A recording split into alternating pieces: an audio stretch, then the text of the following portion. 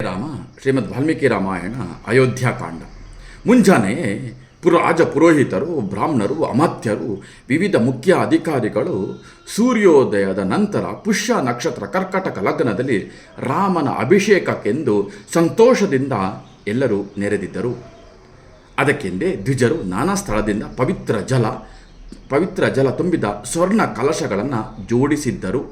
ಹಾಲು, ಮೊಸರು, ತುಪ್ಪ, ಜೇನು, ಅರಳು, ಹೂವು, 8 ಕನ್ಯೆಯರು, ಪಟ್ಟದಾನೆ, ಶ್ವೇತಾಶ್ವ, ಬಿಳಿ ವೃಷಭ, ರತ್ನ ಖಚಿತ ಚಾಮರ, ಛತ್ರ, ಶ್ವೇತ ಎಲ್ಲವೂ ಸಾಮಗ್ರಿಗಳು ಅಣಿಯಾಗಿತ್ತು. ರಾಜನು ಕಾಣದಿದ್ದಾಗ ಸೂರ್ಯೋದಯವಾಯಿತು.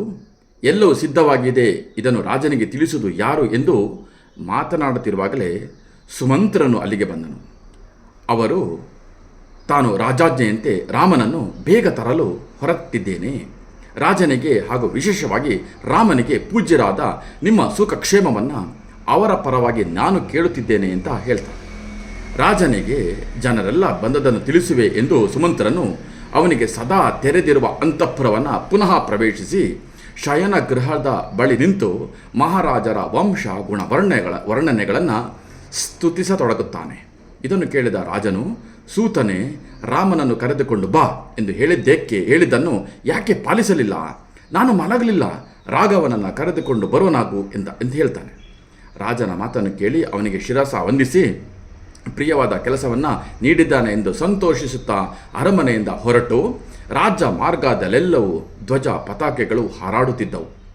ಜನರೆಲ್ಲರೂ ಸಂತೋಷದಿಂದ ಪಟ್ಟಾಭಿಷೇಕದ ಮಾತುಗಳನ್ನೇ ಆಡುತ್ತಿದ್ದರು.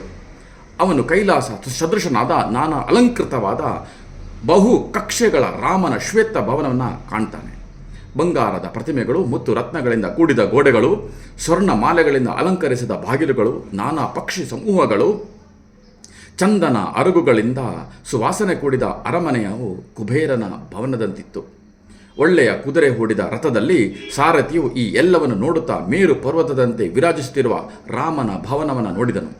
ಅಲ್ಲಿ ದ್ವಾರದಲ್ಲಿ ಕೈಮುಗಿದುಕೊಂಡು ಉಡುಗೊರೆಗಳನ್ನು ನೆರೆದಿದ್ದ ಜನರಿಂದ ಗದ್ದಲವೇ ಉಂಟಾಯಿತು.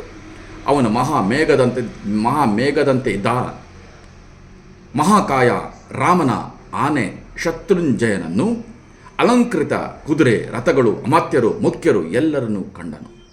ಅತ್ಯಂತ ಸಂಪತ್ಭರಿತವಾದ ಶಿಖರಗಳಂತೆ ಎತ್ತರವಾದ ವಿಮಾನಗಳನ್ನು ಹೊಂದಿದ ಭವನವನ್ನು ಸಾರಥಿಯು ರತ್ನಗಳು ತುಂಬಿದ ಕಡಲನ್ನು ಮೊಸಳೆಯು ಪ್ರವೇಶಿಸುವಂತೆ ಪ್ರವೇಶಿಸಿದನು ಎಂಬಲ್ಲಿಗೆ ಅಯೋಧ್ಯಾಕಾಂಡದ ಸರ್ಗ 15 ಮುಕ್ತಾಯವಾಯಿತು.